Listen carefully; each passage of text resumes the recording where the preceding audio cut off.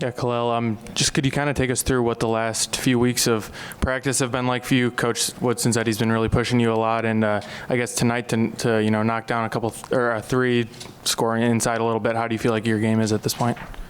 I feel like my game has just been evolving. The more I get in shape, like Coach Woodson said, the previous practice, he's been pushing me, run harder. All the coaches have. So the more I get in condition, I feel like we're just gonna be a better team. Gabe, you played a lot of minutes tonight, 22 minutes, getting integrated into the college game, the speed. How's it been making that adjustment with the size, playing with guys like Kel'el Ware?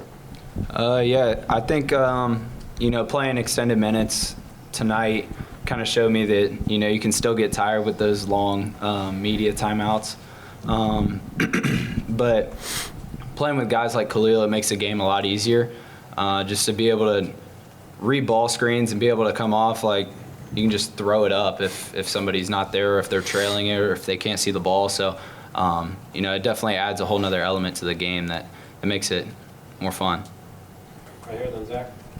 Kel'el, there was a moment in the second half where you were fouled and your head kind of went down, and your teammates immediately came over to you, offered you words of support. What does it mean to have their support just throughout the game?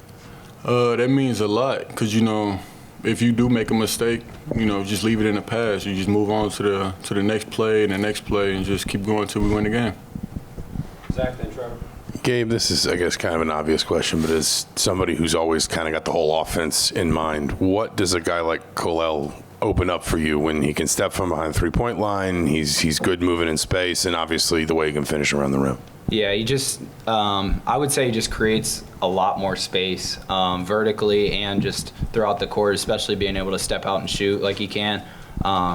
Bigs can't get detached from him. And then, if they go out and close out on him, he's athletic and he moves well enough to be able to put it on the floor, to back cut and get lobs and, be a threat vertically too. Trevor, then Mason. Hey, Gabe, you've been the catalyst for some really good defensive spurts for the second group. What have you guys been like in practice, and what do you think that second group will be like in the regular season? Yeah, I think we try to, take it to the red team every day, and we try to challenge them. So, everybody just competes on our team, and I think when everybody's going at each other and they have the thought in mind that they're just making each other better, that's when you get a really successful team. So, I think I've done a good job in practice of just coming consistently and, pressuring the ball all the time. And then when I get out here, guys usually aren't as fast or as strong as X that I'm guarding every day in practice. So, I feel confident that if I can get up and, pressure X every day, then I can come out here and pressure guys up the floor the whole time. Mason, then Todd.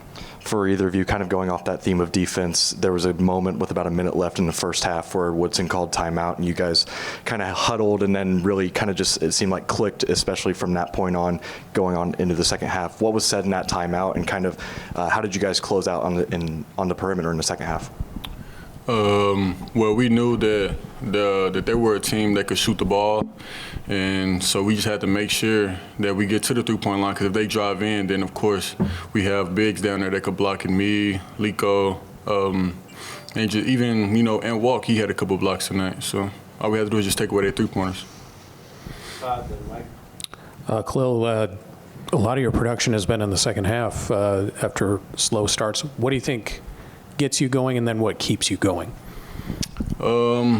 I would say in the first half, I'm sort of just moving at a fast pace when all I got to do is just slow down. And then once I slow down, everything would just come to me and everything would just open up for the team. Mike? Kel'el, Coach Woodson said he's been kind of going after you to be more aggressive and on the offensive end to kind of help your game, particularly at the basket. Is it drill work? Is it sort of the mental kind of stuff, like trying to be aggressive with you? How does he try to coax that out of you, and what has he done to sort of help you develop your offensive game? I would really say it's mental. Like I said, in the first half, I'd be, everything be like sped up. When all I gotta do is just slow down and everything would just come to you, the floor will open up, you'll be able to see everything instead of just rushing into a move off rip. So. Last question, Zion.